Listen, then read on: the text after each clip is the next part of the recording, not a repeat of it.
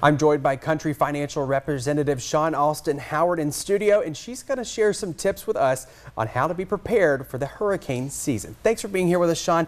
Tell us a little bit about it. I know you've got some things here for us on the table. How can we be prepared for hurricane season if and potentially when we have a storm move through middle Georgia? And what do we need to do to be prepared?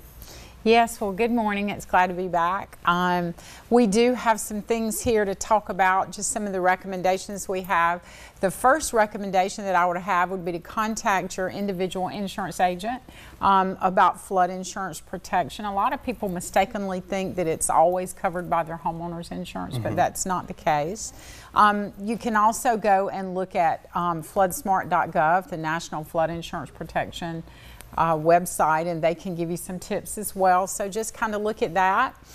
My next tip or my next recommendation, probably you want to make copies of your important documents, things like Social Security card, birth certificates, passports, or what have you. Make copies of those and keep them in a dry place.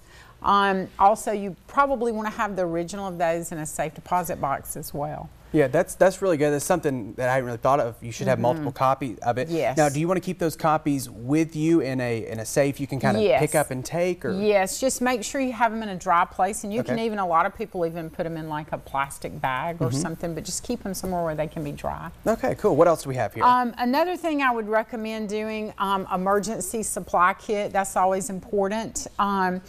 You know, in case we're faced with a storm or what have you, and some of the things you want to keep in it would be like non-perishable food items. Those are always good to have. Bottled water, and a good rule of thumb there is to have a gallon per person per day.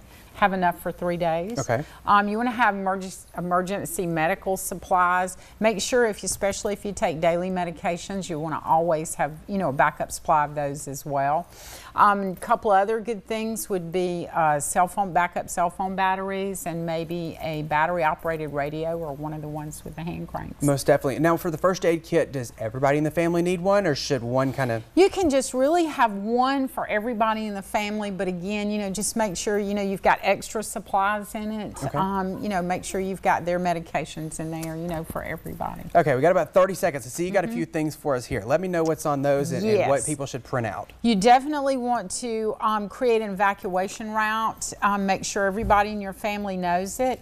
Probably in one of my final tips, this is a list or an inventory list for your valuables at home. You know, you can just use that to write down all your valuables at home, or you can use your cell phone, take videos or pictures of them.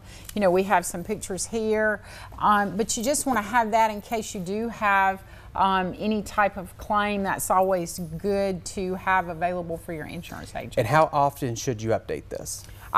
You know, at least every 6 months to a year, just depending, you know, on how much stuff you add to your home, but you just want to make sure you have a record, because it doesn't always come to mind in an emergency situation. Gotcha. Well, Shawn, thank you so much for being here with us today. These are some great tips.